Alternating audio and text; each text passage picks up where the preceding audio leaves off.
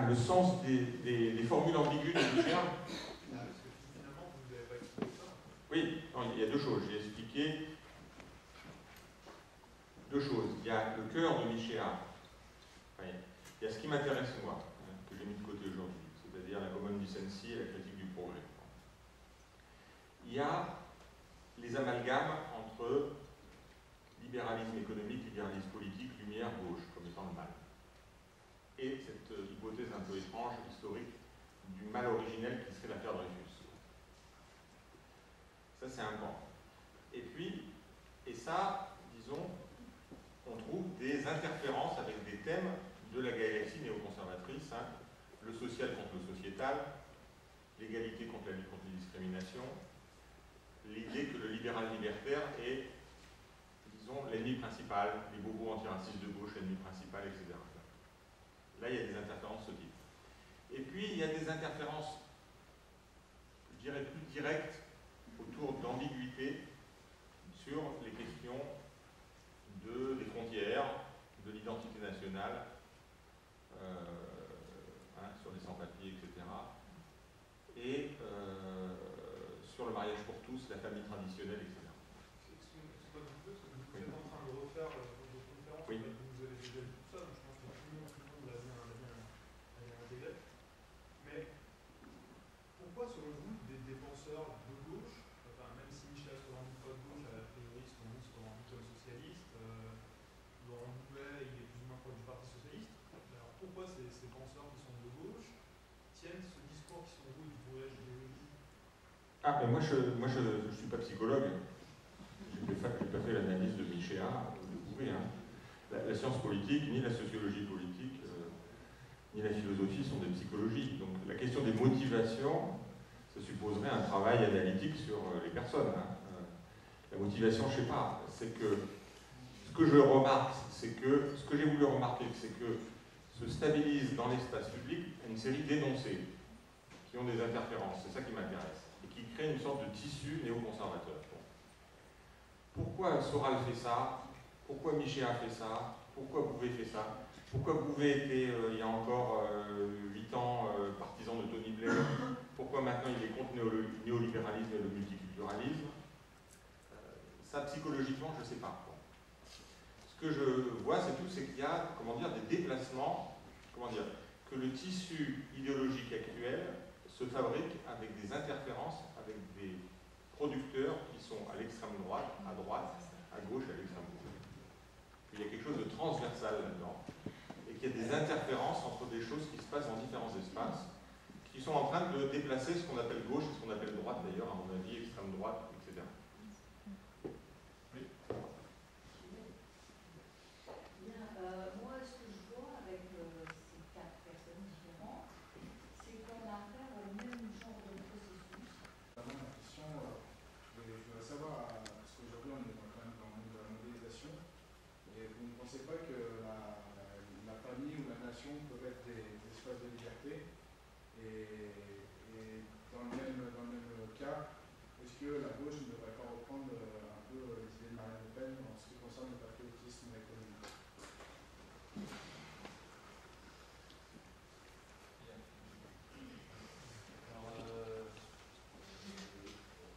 Alors, vous disiez tout à l'heure qu'entre Soral et Zemmour, la principale différence, c'est que l'un n'aime pas les Arabes, l'autre n'aime pas les Juifs.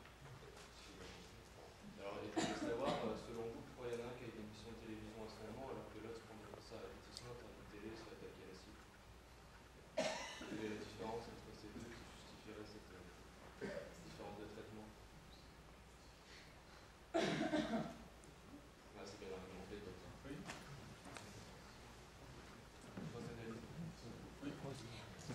L'explication de terme. Je voudrais que vous me précisiez, quand vous dites une signification de position sociale et sociétale. Pardon. C'est plutôt une explication de terme. Je voudrais que vous me précisiez une position sociale, sociétale. Et autre chose, c'est une question de vocabulaire. Pourquoi on parle de néoconservateur plutôt que de réactionnaire?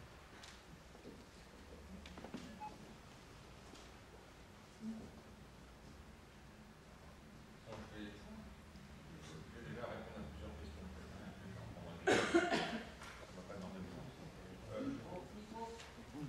la première question, je l'ai plus traitée la dernière fois, donc il reste sur le site la possibilité d'entendre la conférence sur national mondial, mais disons, en gros, ce qui est, comment dire, pour moi, un problème du point de vue de l'inégalité sociale, des injustices, du chômage, etc., c'est notamment, pas seulement, mais notamment la logique du système capitaliste. Et donc, c'est pas le fait que ce système capitaliste soit mondial, ou qu'on soit dans une phase de mondialisation du capitalisme qui pose problème, c'est le capitalisme.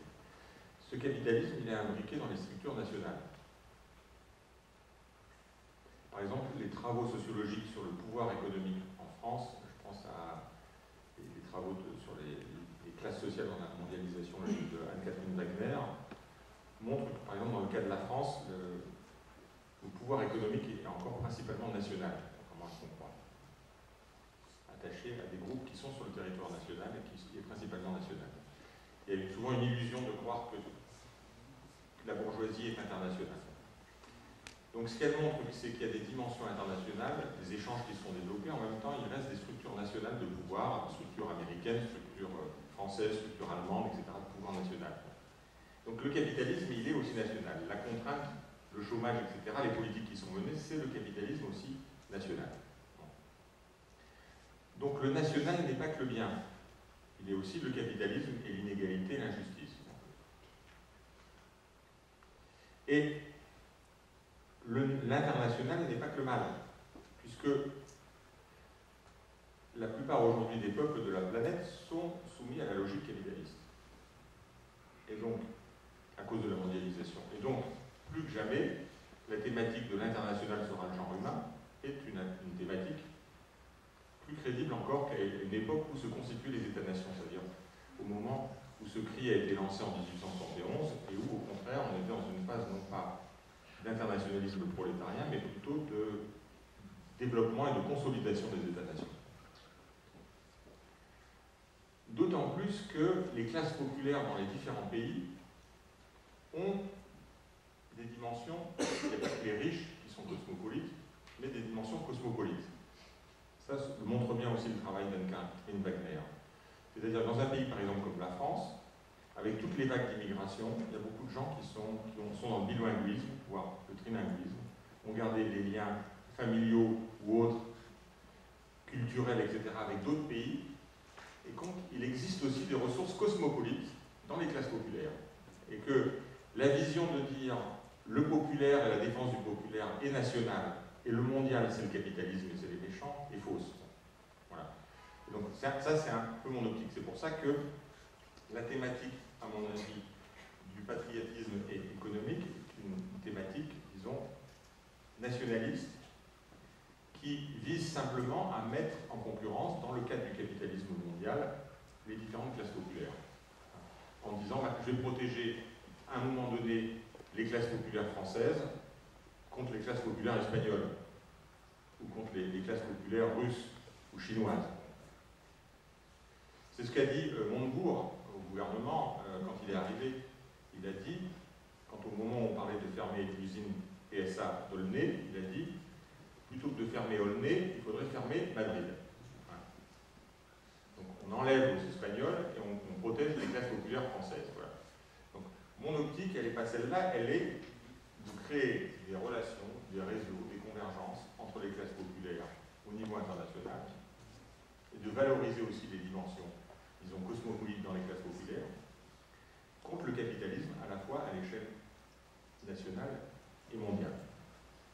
Comment vous faites ça? Comment vous voyez ça? Ça s'articule comment en fait, selon vous, cette espèce d'union internationale? Il n'y a pas forcément d'union, il faut développer des solidarités. Par exemple, il faut développer des solidarités entre les syndicats. Quand il est arrivé l'histoire grecque, il aurait fallu, plutôt que de dire il faut le protectionnisme, et d'ailleurs les gens qui disaient il faut le protectionnisme, comme Ruffin, etc., finalement, c'est pas eux qui vont faire la politique protectionniste ou non du gouvernement. Hein. Ils n'ont peut-être jamais d'effet sur le gouvernement. Ils renforcent simplement, ils lancent une bille symbolique, ils disent, ben, pour s'en sortir, c'est que le national qui compte. Ben, au moment où la Grèce était en situation difficile, il aurait fallu que les syndicats lancent un mot d'ordre de grève européen contre la Commission européenne. Voilà. Il y a différents types d'alternatives. Et les mouvements sociaux, et les intellectuels critiques, auraient davantage, d'ailleurs, peut-être plus d'effet à dire il faut faire une grève européenne que de dire il faut faire telle ou telle politique, parce que les gens comme Ruffin, comme Lordon, etc., ils ne seront jamais les conseillers du gouvernement français, c'est jamais eux qui appliqueront les mesures qui seront prises, etc. Donc, quand ils font une proposition économique de protectionnisme, de sortie de l'euro, etc., c'est en fait quelque chose de symbolique dans le débat public, et ce n'est pas quelque chose qui va s'appliquer. Et ben, il y aurait plus à faire en termes de construction de mouvements sociaux, de valorisation, si vous êtes dans une commune, de valorisation de cette commune avec l'international, à développer partout des solidarités internationales pour se défendre contre le capitalisme, plutôt que de cette voie de dire on va se sortir tout seul. Qui d'ailleurs est une voie qui techniquement, il est peu probable qu'elle puisse susciter, disons, un succès, parce que provisoirement, par exemple, on aurait fermé Madrid, on aurait laissé ouvert Olney. Mais après, comme la France est un pays qui vit à 60% d'exportation, eh ben, on aurait fermé d'autres usines en Allemagne ou en Espagne en rétorsion. Donc on est dans la même logique. Donc, en solution vis-à-vis des classes populaires françaises, ça n'apporte pas tellement de solutions. Hein. Bon. Mais ça fait rentrer dans la tête l'idée que la seule solution est nationale, même si c'est un fantasme, et ça détourne de l'idée, non pas qu'on va créer tout de suite l'unité du monde, personne ne croit ça, mais ça détourne de l'idée qu'il faut construire pas à pas, depuis le niveau local, aujourd'hui, des solidarités internationales. Mais comment vous voulez que les syndicats s'agrègent quand c'est les syndicats qui signent les arrêts de mort du CDI? C'est la CGT, la CFDT qui a bien signé la fin du CDI en France. Ils sont mis en accord avec le gouvernement. Il y a syndicats et syndicats, et il y a différents éléments du syndicalisme. C'est le mondialisme qui fait du chômage. Tout le syndicalisme n'a pas été dans l'optique néolibérale, et même quand le syndicalisme a été petit bout, elle a aussi, disons, freiné sur d'autres bouts. Donc il faut avoir une vision, disons, beaucoup plus nuancée. Je crois que c'est le syndicalisme qui a produit, disons, le néolibéralisme. Parfois, des fractions du syndicalisme ont contribué à ça, etc. D'autre part, il existe déjà des formes. Il existe des institutions internationales syndicales, des fédérations mondiales de syndicats, il existe une confédération syndicale européenne. Et pour l'instant, ces institutions n'ont pas le dynamique, n'utilisent pas ces éléments. Ils critiquent toutes les résolutions des congrès de la CSE, donc de la Confédération syndicale européenne, critiquent le néolibéralisme, mais il y a très peu, disons, d'actions qui sont proposées à un niveau simplement européen. Donc c'est là où ce qui est de notre pouvoir à nous, en tant que citoyens, militants, etc., c'est à nous à pousser les syndicats, les associations, etc., à développer des solidarités internationales. Je vois pas pourquoi ça serait plus difficile ça que de pousser notre gouvernement à être protectionniste. Je vois pas pourquoi ça serait plus difficile. C'est simplement une différence, disons, de là où on doit peser ou pas dans la situation. J'ai pas répondu aux autres questions, c'est pour ça, comme il y avait une question sur Zemmour et Soral. On peut faire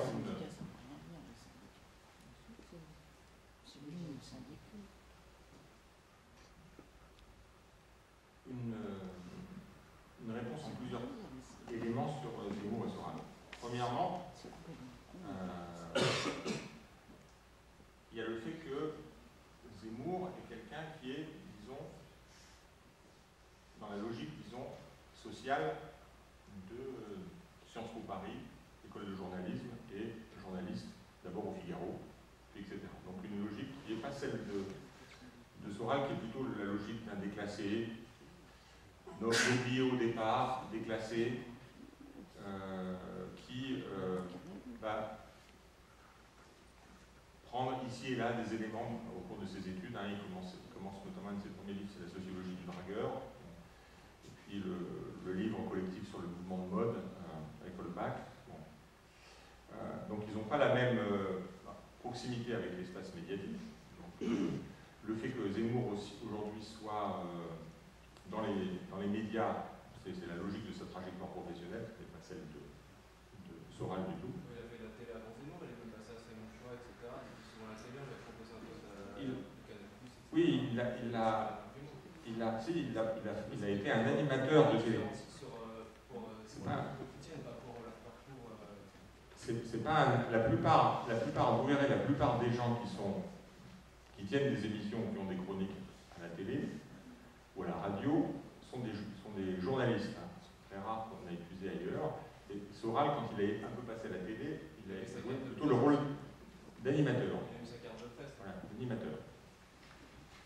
D'ailleurs, il y a un journaliste qui s'appelle Frédéric Aziza qui a refusé de recevoir donc ce Soral et qui a fait un livre à ce propos. Donc son grand-père est mort donc à Auschwitz et il risque. Ce journaliste a été fortement, puisqu'il est juif, il a été fortement mis en cause dans cette affaire-là. Parce que donc il avait refusé en disant que, vu les propos qu'il avait, il ne pouvait pas se permettre de le recevoir et de l'interviewer. Donc alors, il y a ce problème de trajectoire professionnelle. Il y a une deuxième chose qui est que ce qui alimente le succès de Soral, c'est qu'il n'y a pas une équivalence dans les médias entre le degré d'admission de l'islamophobie et le degré d'admission de l'antisémitisme. Qui renforce Soral dans son antisémitisme. Parce que lui, la réponse de Soral serait claire, il dirait si Zemmour est à la télé, pas moi, c'est parce que Zemmour est juif. Et donc on retrouverait à l'essence antisémite. Bon. Simplement, j'ai dit dans mon exposé 1, j'ai dit qu'on a connu, disons depuis les premières affaires du foulard, un climat islamophobe en France. L'islamophobie est un élément qui est en partie structurant d'une série de discriminations dans la société française, installé, alors que l'antisémitisme a été structurant dans la société française, disons, au début du siècle jusqu'aux années 30, mais n'est plus structurant comme un élément de discrimination. Simplement, on renaît aujourd'hui un discours antisémite dans une série de secteurs. Et c'est plus. Donc, il y a à la fois une islamophobie qui, dans la société française, à mon avis, est beaucoup plus prégnante qu'antisémitisme, mais par contre, une admission dans le personnel politique et dans les médias, un degré de tolérance de l'islamophobie par rapport à l'antisémitisme. Pourquoi Du fait de cette histoire. Du fait de cette histoire. Pas que ça. Peut-être qu'il y a plus de trucs qui disent qu'il faut le pouvoir que les musulmans. Non, mais parce que là, vous tenez un discours raciste. C'est un discours raciste. Si. Non, parce que moi, par exemple, si je suis au pouvoir et que je fais une loi, si je suis au pouvoir et je fais une loi plus favorable à l'avortement, par exemple, est-ce que c'est parce que je suis un homme? Ou est-ce que si je suis au pouvoir, je fais une loi contre les gens au crâne rasé, pourtant j'ai le crâne rasé? Le racisme, c'est ça. C'est votre essentialisme. Ça, c'est l'essentialisme. C'est l'idée, puisqu'il a une caractéristique particulière. Il est juif, et donc tout ce qu'il fait et toute cette situation est liée à cette seule caractéristique. C'est ça le racisme. C'est ça le racisme. Donc, c'est typique de l'antisémitisme et du racisme de Soral. C'est la même chose par rapport à l'islamophobie. Hein. C'est l'idée que toute la caractéristique de la personne est liée à sa caractéristique musulmane. Tout ce qu'il peut faire en dehors, mais homme ou femme, etc. Donc dire ça, voilà, c'est typiquement la logique. C'est parce qu'il est juif. Bon, et parce qu'il y a plus de juifs, etc. Donc, il y a plus de juifs, ils se tiennent, comme on dit, etc. Donc c'est une communauté, etc. Et on revient après au complot millénaire qui est depuis 2000 ans. Voilà. Ça, c'est la mécanique Soral.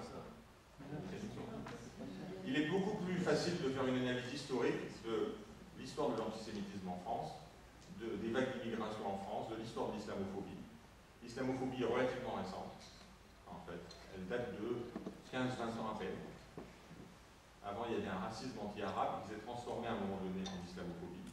Ça date notamment des premières histoires autour du foulard, puis renforcée par le 11 septembre, etc. Il y a une histoire de ça.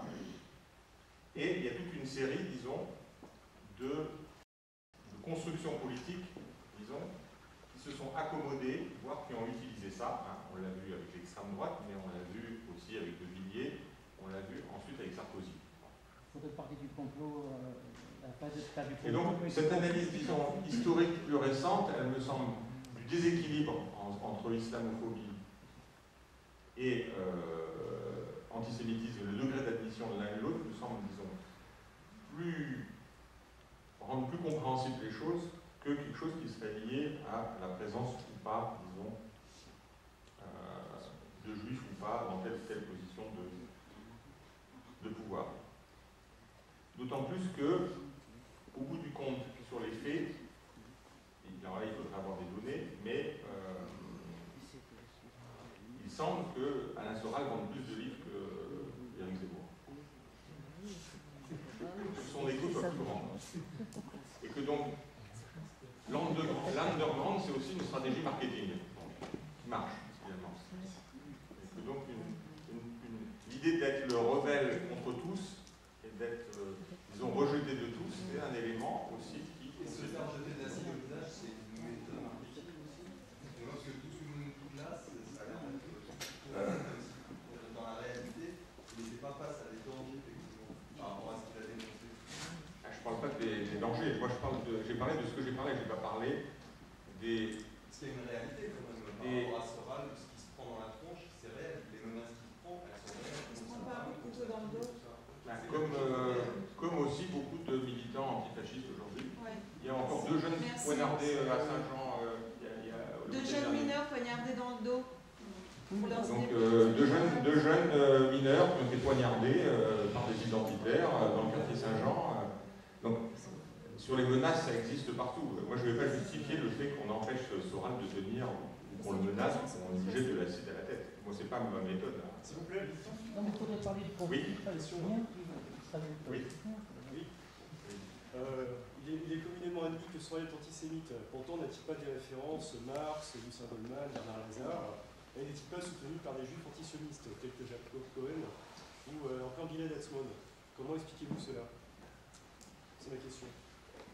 Parce que son antisémitisme, il est clair, et j'ai donné une série d'éléments, j'aurais pu en donner beaucoup plus. À la fois sa nostalgie du nazisme et son antisémitisme, et ça c'est clair, son obsession du pouvoir occulte juif, qu'il y ait des gens qui sont de culture juive et qui sont d'accord avec Soral, ça me gêne pas, ça va à l'encontre, ça montre bien que l'antisémitisme est une connerie. C'est-à-dire ça suppose que les gens prennent des positions politiques, conservatrices, racistes, etc., indépendamment de leur culture d'origine. Jacob Cohen ne peut pas être antisémite. Comment? Je vois une contradiction, moi, Gilad Atzmon, Jacob Cohen... Pourquoi un juif ne peut pas être antisémite? Un juif ne se définit pas parce qu'il est juif. Ça, c'est la vision raciste. Comme un musulman peut être islamophobe. Vous avez connu énormément de gens qu'on a appelés les éradicateurs en Allemagne, etc., en Algérie, etc., qui ont été parmi les plus grands islamophobes pendant toute la période depuis 15 ans. Ça venait de gens de culture musulmane, les plus islamophobes, et qui étaient mis en avant dans les médias comme étant les musulmans dits modérés. Donc, le fait d'être juif et d'avoir telle position, ou le fait d'être musulman et d'avoir telle position, ça c'est la vision raciste essentialiste. Et donc on peut tout à fait avoir une caractéristique de cette personnalité, d'avoir une petite intersection de cette personnalité avec la culture juive, et d'être d'accord avec Soral. Et le contraire, c'est justement une vision raciste et antisémite ou islamophobe. Oui. Est-ce qu'il y a pour vous une différence entre l'antisémitisme et l'antisionisme? Parce que les Soral et compagnie, ils se disent plus antisionistes et pas antisémites. Alors, chez Soral, c'est clair, c'est la question du suprématisme juif, de l'esprit juif, etc. Donc, non, il dit qu'il n'est pas antisémite. Clairement, d'ailleurs, il parle du juif du quotidien.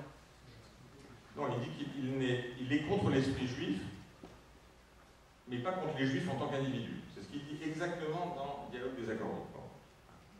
Mais il est contre l'esprit juif, c'est ce qu'on appelle l'antisémitisme. Si je disais, je suis contre l'esprit musulman, mais je ne suis pas contre individuellement les musulmans, j'appelle ça un islamophobe. Mais judéophobe alors qu'antisémite, c'est la même chose. On peut critiquer une religion, c'est légal. Judéophobe, oui, parce que c'est antisémitisme, c'est le mot qui a été utilisé en France pour parler de la judéophobie. Moi, j'utilise de manière, disons, équivalente de judéophobie. Donc, ça, c'est l'antisémitisme, ou de la judéophobie, ou de l'islamophobie. Après, il y a de l'antisionisme. C'est un autre aspect de Soral. C'est deux choses différentes. On peut être antisémite et antisioniste, on peut être antisioniste et ne pas être antisémite, etc. etc. On peut être antisioniste, on peut être asioniste aussi, parce que le problème de l'antisioniste, ça dépend ce qu'on vise dans l'antisionisme. Est-ce que c'est la revendication nationale juive à un moment donné au XIXe siècle? Est-ce que c'est l'existence de l'État d'Israël? Ça dépend ce qu'on appelle sionisme. Il y a différentes versions, et donc ça dépend ce qu'on appelle antisionisme. Mais antisionisme et antisémitisme, ce n'est pas nécessairement la même chose, mais il se trouve qu'il y a une intersection chez Soral, il y a quand même une intersection chez tous ceux qui sont antisionistes. Soit qui refusent, disons, qui refusent la politique coloniale, disons, de l'État d'Israël. Appelons ça antisionisme, le refus de l'existence d'Israël en tant que politique coloniale en Palestine. Il y a plein d'antisionistes qui ne sont pas antisémites, mais il se trouve qu'il y en a qui sont les deux comme Soral. Oui, sur le social et sociétal, j'ai pas répondu. Oui, pourquoi il y en avait une autre? Oui. Et il y a un néoconservateur et réactionnaire. Ce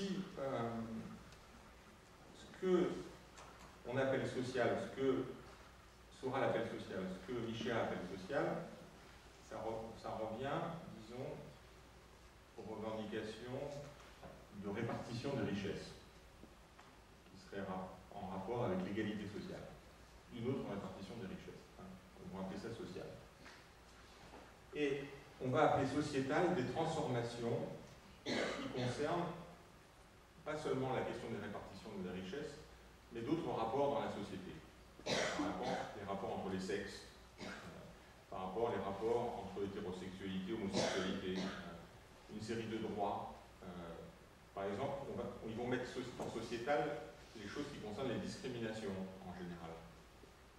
Non pas l'égalité autour d'une répartition égale des richesses, mais le fait que certains groupes sont discriminés par rapport à d'autres. C'est-à-dire les Français issus de l'immigration, dans certains secteurs, sont discriminés, les homosexuels peuvent être discriminés, les femmes, parce qu'il y a toujours un écart, disons, de salaire entre les hommes et les femmes, ou dans certains postes, etc. Donc voilà. Cette dictature-là va opposer le social comme quelque chose qui renvoie à la répartition des richesses, avec le sociétal qui renvoie à d'autres transformations, disons, de la société. Ce qu'il y a, c'est que Boltanski et Chiapello a pris dans le nouvel esprit du capitalisme, peut-être la critique sociale et la critique artiste. Une critique du capitalisme autour de la répartition des richesses et une critique du capitalisme autour d'une série d'aliénations, etc., qui ne sont pas directement liées à la répartition des richesses. Alors, il se trouve que, historiquement, notamment après 68, toute une série de courants critiques ont associé les deux. C'est-à-dire qu'on a associé l'exigence d'égalité sociale et des transformations sociétales, la lutte contre les discriminations et la lutte pour l'égalité. La lutte pour l'avortement ou les droits des sans-papiers et la lutte pour le salaire ou pour la réduction du temps de travail dans l'entreprise. Ce que conduit à casser la thématique, disons, Michéa Soral ici, c'est de dire qu'il faut choisir l'un contre l'autre. Inversement, c'est-à-dire le social contre le sociétal. Inversement, il y a des fractions du Parti socialiste, aujourd'hui au pouvoir, notamment ce qu'on appelait la fondation dite Terra Nova, dans un rapport qu'elle avait réalisé avant les dernières élections présidentielles, où elle, Terra Nova, appelés à abandonner le social d'une certaine façon, les classes populaires, la répartition des ressources, au nom du sociétal. Donc eux aussi, ils étaient pour le sociétal contre le social, on va dire. Voilà. Donc il y a au moins 3 possibilités avec cette histoire du social et sociétal. Soit il y a des gens qui essayent de l'associer, en disant qu'il faut créer des convergences ou un combat commun entre ces différents terrains de lutte. Il y a ceux qui pensent les dissocier, et dans ceux qui veulent les dissocier, il y a ceux qui choisissent le social contre le sociétal et ceux qui choisissent le sociétal contre le social. Pourquoi néoconservateur et pas réactionnaire? Néoconservateur parce qu'il me semble qu'il y a la fabrication de quelque chose de nouveau qui emprunte à des éléments traditionnels, mais aussi des éléments qui sont nouveaux, qui font des interférences entre des thèmes.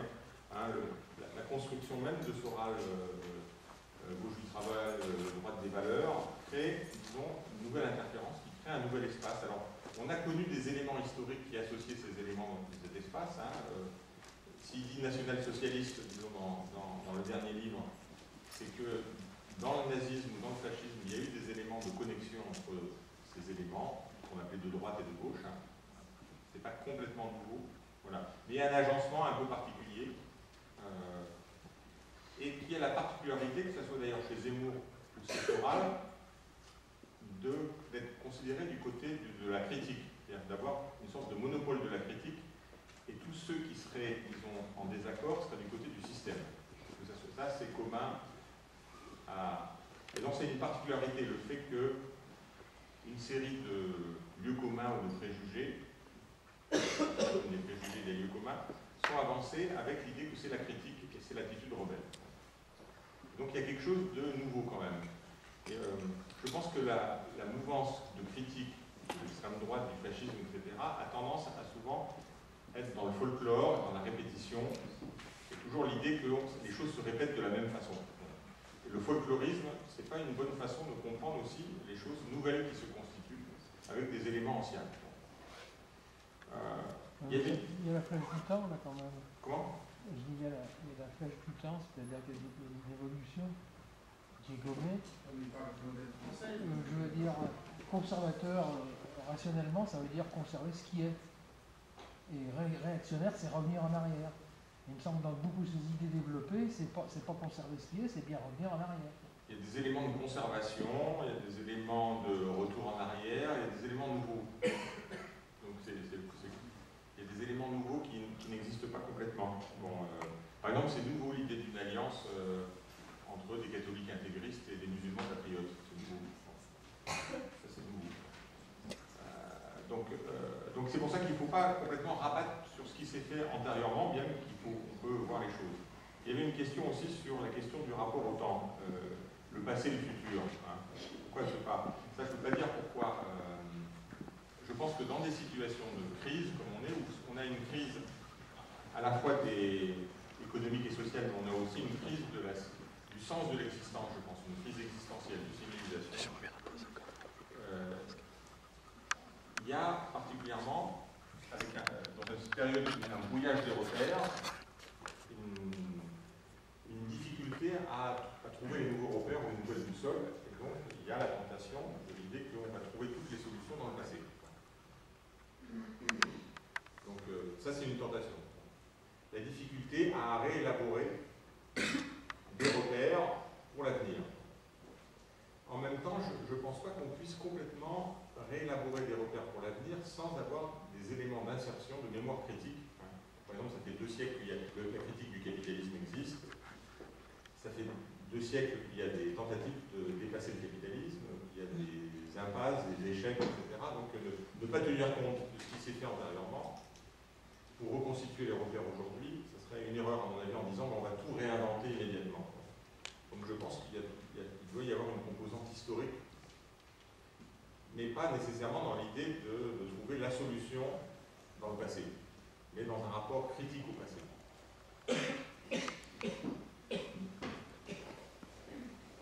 Juste si vous pouvez nous dire 2 mots sur Roland Dumas, ça, son positionnement. Roland Dumas, je ne sais pas, je sais que Roland Dumas, depuis quelques années, l'ancien ministre des Affaires étrangères de Mitterrand, des positions étranges, mais je dois dire que je ne les ai pas suivies. J'ai parfois vu à la télé en tenant des positions étranges, mais je pense que lui exprime plutôt alors, je ne sais pas si c'est l'âge, si c'est la situation, mais un certain état de confusion des repères aujourd'hui. On parler du mensonge et de la propagande des médias au sujet de l'affaire des génies. Mais je l'ai vu 2-3 fois bizarrement chez TADI ou dans des choses comme ça, mais je n'ai pas vraiment suivi, disons, systématiquement ce qu'il peut écrire au terrain.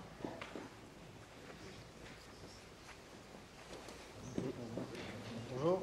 Alors, en fait, je me demandais c'est quoi le but de votre discours ici. À part des énumérations lignes de Wikipédia, je ne vois pas de critique, honnêtement. Il n'y a pas de proposition pour contrer ces brouillages. Donc est-ce que c'est parce que vous êtes payé par l'État?